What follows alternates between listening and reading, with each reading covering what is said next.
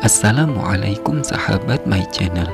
Kali ini saya ingin membagikan sebuah kisah tentang seorang tabi'in di zaman Rasulullah.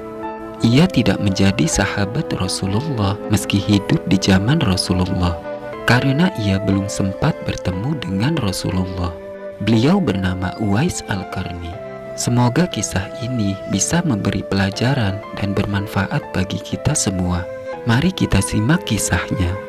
Uwais Al-Qarni adalah seorang pemuda alim yang namanya terkenal oleh seluruh penduduk langit.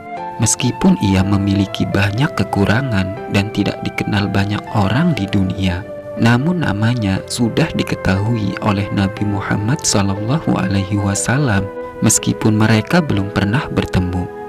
Ia adalah cerminan cinta yang besar kepada ibu dan Rasul.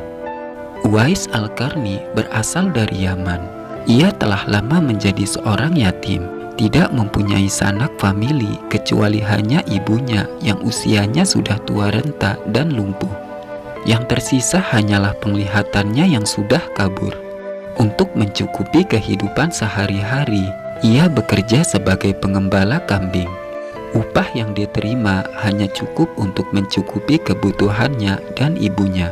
Jika ada kelebihan, ia pergunakan untuk membantu tetangganya yang hidup miskin dan serba kekurangan seperti dirinya. Kesibukannya sebagai pengembala domba dan merawat ibunya yang lumpuh dan buta tidak mempengaruhi kegigihannya dalam beribadah. Uwais Al-Qarni telah memeluk Islam pada masa negeri Yaman mendengar seruan Nabi Muhammad SAW untuk menyembah Allah, Tuhan yang Maha Esa, yang tak ada sekutu baginya. Banyak tetangganya yang telah memeluk Islam pergi ke Madinah untuk mendengarkan ajaran Rasulullah SAW secara langsung. Namun ia tidak bisa pergi ke Madinah untuk bertemu dan belajar langsung kepada Rasulullah karena ia harus menjaga ibunya yang buta dan sudah tua renta dan sering sakit-sakitan. Kecintaannya kepada Rasulullah menumbuhkan kerinduan yang sangat kuat untuk bertemu dengan Nabi. Namun sayangnya ia harus menahan kerinduannya kepada Nabi karena ia tidak bisa meninggalkan ibunya seorang diri.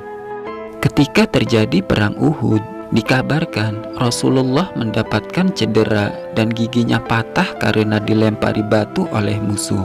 Kabar ini akhirnya terdengar oleh Uwais. Ia segera mencari batu dan memukul giginya dengan batu itu hingga patah. Hal tersebut ia lakukan sebagai bukti kecintaannya kepada Nabi Muhammad SAW yang bahkan belum pernah ditemuinya. Semakin hari kerinduan itu tak terbendung lagi, membuat hasrat ingin bertemu Nabi Muhammad semakin besar. Tapi ia punya ibu yang membutuhkannya dan tidak tega untuk meninggalkannya sendiri. Setiap hari hatinya semakin gelisah. Pada suatu hari, Uwais Al-Qarni mendekati ibunya dan memohon izin untuk pergi bertemu Nabi Muhammad di Madinah. Sang ibu sangat memaklumi perasaannya. Lalu ia berkata kepada Uwais, "Pergilah wahai anakku, temuilah Nabi di rumahnya. Dan bila telah berjumpa, segeralah engkau kembali pulang." Mendengar perkataan dari ibunya itu, dengan perasaan yang amat sangat gembira, ia segera berkemas untuk berangkat ke Madinah untuk bertemu Rasulullah. Sebelum ia berangkat, Uwais tak lupa menyiapkan keperluan ibunya dan berpesan kepada tetangganya agar dapat menemani ibunya. Sesudah berpamitan, Uwais Al-Qarni menuju Madinah yang jaraknya kurang lebih 400 km dari Yaman dengan bekal seadanya. Singkat cerita, tibalah ia di kota Madinah. Sesampainya di sana, ia langsung menuju ke rumah Rasulullah. Diketuknya pintu rumah itu sambil mengucapkan salam. Lalu keluarlah Aisyah radhiyallahu anha. Aisyah radhiyallahu anha berkata bahwa Nabi Muhammad masih berada di medan perang. Mendengar berita itu, pupuslah sudah harapannya untuk bertemu sang Rasul. Ia sempat merasa kecewa dan sempat ingin menunggu Rasulullah kembali dari medan perang. Tapi di kepalanya terngiang-ngiang akan pesan ibunya yang sudah tua dan sakit-sakitan itu agar ia cepat pulang ke Yaman. Pesan ibunya tersebut telah mengalahkan suara hati dan keinginannya untuk berjumpa dengan Rasulullah. Pada akhirnya, dengan terpaksa ia mohon pamit kepada Aisyah radhiyallahu anha untuk segera pulang ke negerinya. Sepulangnya Rasulullah dari medan perang, Rasulullah menanyakan tentang kedatangan orang yang mencarinya. Ternyata Rasulullah sudah mengetahui bahwa Uwais Al-Qarni datang berkunjung ke rumahnya sebelum diberitahu oleh istrinya. Setelah itu, Nabi Muhammad SAW menjelaskan bahwa ia adalah seorang anak yang taat kepada ibunya. Ia adalah penghuni langit yang sangat terkenal di langit. Mendengar perkataan Rasulullah, Aisyah radhiyallahu anha dan para sahabatnya merasa sangat kagum akan sosok yang diceritakan oleh Rasulullah itu. Rasulullah SAW bersabda, "Kalau kalian ingin berjumpa dengan Uwais Al-Qarni, perhatikanlah ia mempunyai tanda putih di tengah-tengah telapak tangannya." Sesudah itu, Rasulullah memandang kepada Ali bin Abi Thalib dan Umar bin Khattab radhiyallahu anhu dan bersabda, "Suatu ketika apabila kalian bertemu dengan dia, mintalah doa dan istighfarnya. Dia adalah penghuni langit dan bukan penghuni bumi." Suatu ketika Umar bin Khattab radhiyallahu anhu menjadi khalifah, ia teringat akan sabda Rasulullah tentang Uwais Al-Qarni sang penghuni langit. Ia lalu segera mengingatkan Ali bin Abi Thalib radhiyallahu anhu untuk mencarinya bersama-sama. Sejak saat itu, setiap ada kafilah yang datang dari negeri Yaman, mereka berdua selalu menanyakan tentang Uwais, apakah ia turut bersama mereka. Di antara kafilah-kafilah itu ada yang merasa heran, mengapa Uwais Al-Qarni sampai dicari-cari oleh dua orang sahabat utama Rasulullah. Suatu ketika, ia datang bersama rombongan kafilah menuju kota Madinah. Melihat ada rombongan kafilah yang datang dari negeri Yaman, Umar bin Khattab dan Ali bin Abi Thalib mendatangi mereka dan menanyakan apakah Uwais ikut bersama mereka.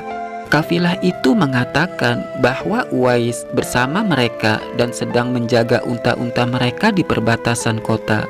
Mendengar jawaban itu, mereka berdua bergegas pergi menemuinya. Sesampainya di kemah tempat Uwais berada, Umar bin Khattab dan Ali bin Abi Thalib memberi salam. Uwais lalu menjawab salam kedua tamu mulia tersebut sambil bersalaman. Sewaktu berjabat tangan, Umar segera membalikkan tangannya untuk membuktikan kebenaran tanda putih di telapak tangan Uwais. Dan ternyata hal itu benar. Untuk memastikan bahwa yang ditemuinya benar-benar Uwais yang disabdakan Rasulullah, mereka pun bertanya kepada Uwais, "Siapakah nama saudara?" Lalu Uwais menjawab, "Abdullah," atau hamba Allah. Mendengar jawaban itu, Umar bin Khattab dan Ali bin Abi Thalib tersenyum dan berkata, "Kami juga Abdullah. Tapi siapakah namamu yang sebenarnya?" Uwais kemudian berkata, "Nama saya adalah Uwais Al-Qarni." Uwais lalu bercerita bahwa ibunya telah meninggal dunia. Itulah sebabnya ia baru dapat ikut bersama rombongan kafilah dagang saat itu. Akhirnya Umar bin Khattab dan Ali bin Abi Thalib memohon agar ia berkenan mendoakan untuk mereka. Namun Uwais enggan dan berkata, "Sayalah yang seharusnya meminta doa kepada kalian." Mendengar perkataan Uwais, Umar bin Khattab berkata, "Kami datang ke sini untuk mohon doa dan istighfar dari engkau." Karena terus didesak, ia akhirnya berdoa dan membacakan istighfar. Setelah itu, Umar berjanji untuk menyumbangkan uang negara dari Baitul Mal kepada Uwais sebagai jaminan hidupnya. Namun Uwais menolak dan berkata, "Hamba mohon supaya hari ini saja hamba diketahui orang. Untuk hari-hari selanjutnya, biarlah hamba yang fakir ini tidak diketahui orang lain." Tersiar kabar kalau Uwais Al-Qarni telah wafat. Anehnya, pada saat dimandikan, tiba-tiba sudah banyak orang yang berebutan untuk memandikannya. Ketika akan dikafani, di sana juga sudah ada orang-orang menunggu untuk mengkafaninya.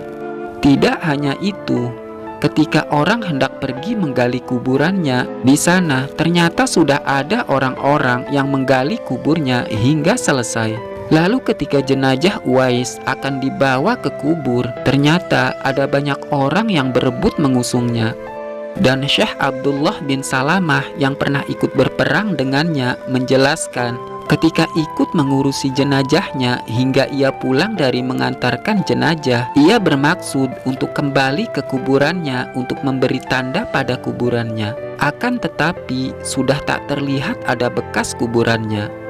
Meninggalnya Uwais Al-Qarni menggemparkan negeri Yaman karena banyaknya orang yang tak dikenal berdatangan untuk mengurus jenazah dan pemakamannya. Padahal ia adalah seorang fakir miskin yang tidak dikenal seorang pun. Sepertinya orang-orang asing tersebut adalah para malaikat yang diturunkan ke bumi untuk mengurus jenazah dan pemakaman Uwais Al-Qarni. Saat itu, penduduk Yaman baru mengetahui bahwa ia ternyata manusia yang tidak terkenal di bumi tetapi terkenal di langit. Demikianlah kisah Uwais Al-Qarni yang dapat Mimin bagikan. Dan semoga kisah ini memberi manfaat dan pelajaran bagi kita semua. Dan saya mohon maaf bila ada salah kata dan kekurangan dalam penyampaiannya. Dan jika ingin menambahkan atau mengkoreksi, silahkan tuliskan di dalam kolom komentar.